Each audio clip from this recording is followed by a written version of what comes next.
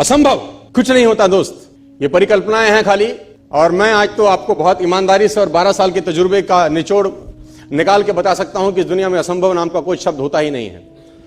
इंसान कभी भी चंद्रमा पर नहीं पहुंच सकता, पृथ्वी विज्ञान की अधिकतम सीमा है।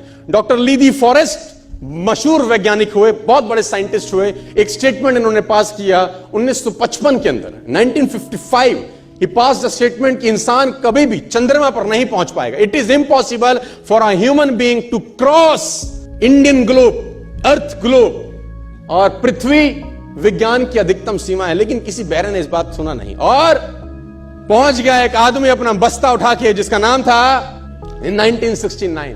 और उसके बाद तो स्पेस जर्नी ऐसी हो गई जैसे आप और मैं अभी पतिया और बैंकॉक चले जाते हैं।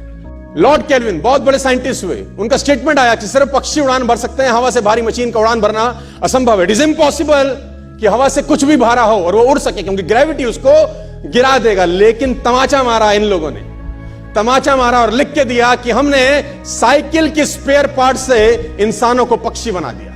साइकिल के स्पेयर पार्ट से इंसानों को पक्षी बना दिया। 16 साल लगे राइट ब्रदर्स को जहाज का निर्माण करने में, लेकिन इन लोगों ने उसकी बात नहीं सुनी कि जो कहते थे कि वायु का सिद्धांत तुम्हारे विपरीत है।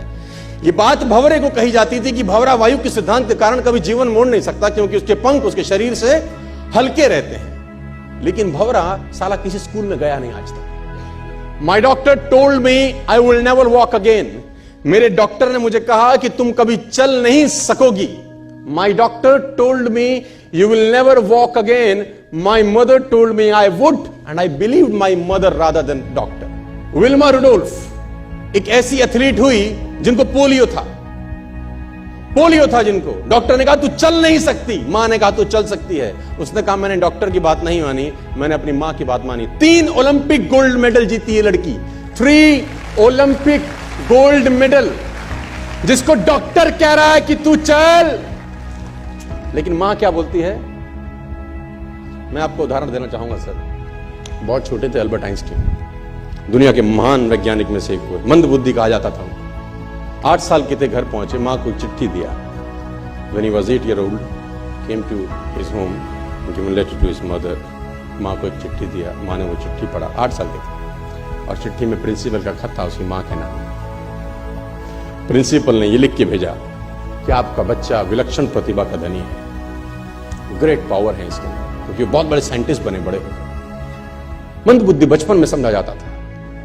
आपका बच्चा विलक्षण प्रतिभा का धनी है, इसके अंदर असीम संभावनाएं हैं। तो हमारा स्कूल, हमारी मैनेजमेंट, हमारी फैकल्टी, हमारा टीचर इस लायक नहीं है कि हम आपके बच्चे को अच्छी शिक्षा दे सकें। तो it's better for you to take care of your son. आप अपने बच्चों को अपने घर में पढ़ाइए, हम लायक नहीं है कि आपके बच्चे को पढ़ा सके। और उसकी मां ने पढ़ते पढ़ते आंखों में आंसू ले आई और उसने बच्चे को कहा कल से तू स्कूल नहीं जाएगा, मैं तेरी परवरिश घर पे करूंगी, क्योंकि तेरा टीचर तुझे इस लायक नहीं समझता। मतलब वो अपने आप को इस लायक नहीं समझते। बच्चा खुश हुआ, मोटिवेट हो गया और लग गया।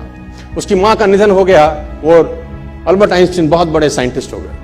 अल्बर्ट आइंस्टीन जब बहुत बड़े साइंटिस्ट हुए तो मकान शिफ्ट कर रहे थे अपना, और जीवन का सच्ची घटना वो अपनी ऑटोबायोग्राफी में लिखते हैं कि जब मैं मकान शिफ्ट कर रहा था तो एक ड्रॉस के अंदर मुझे वो व्हाइट कलर का पेपर फोल्डेड अवस्था में मिला। मुझे समझ नहीं था कि क्या है। मैंने उसको फोल्डिंग अवस्था से मिट्टी को हटा के जब खोला तो वो उस टीचर का लेटर था जो बहुत साल पहले टीचर ने मेरे हाथ में दिया था और मैंने अपनी मां के हाथ में रखा था।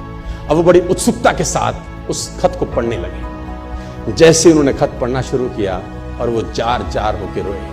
उसमें लिखा था कि तुम्हारा बच्चा मंदबुद्धि है, ये हमारे स्कूल के लायक नहीं है, इसको आज के बाद हमारे स्कूल में मत भेजना, इसकी परवरिश खुद किया।